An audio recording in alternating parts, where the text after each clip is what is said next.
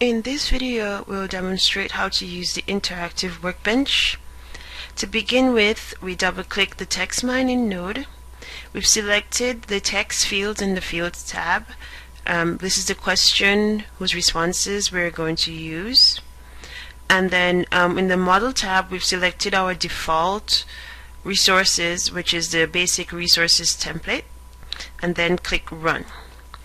This will begin extraction of the terms in the datasheet and open the interactive workbench. For those of you who are familiar with IBM SPSS text and analytics for surveys, the interactive workbench will have a very familiar layout. First, I'll walk through the layout. The top left portion of the interactive workbench holds the categories. Since we haven't created any categories, this is blank. The bottom left contains concepts or terms that have been extracted from our responses in the data sheet.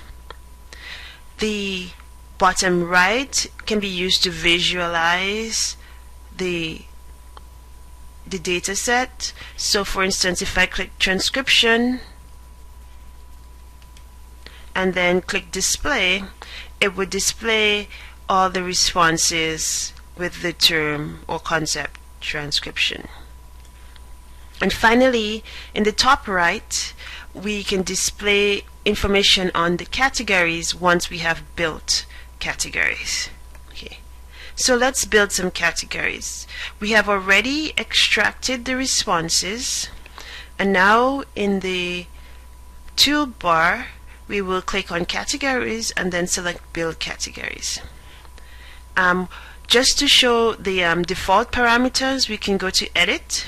We'll be using the default parameters listed here, such as build categories from types, and then we'll click build categories.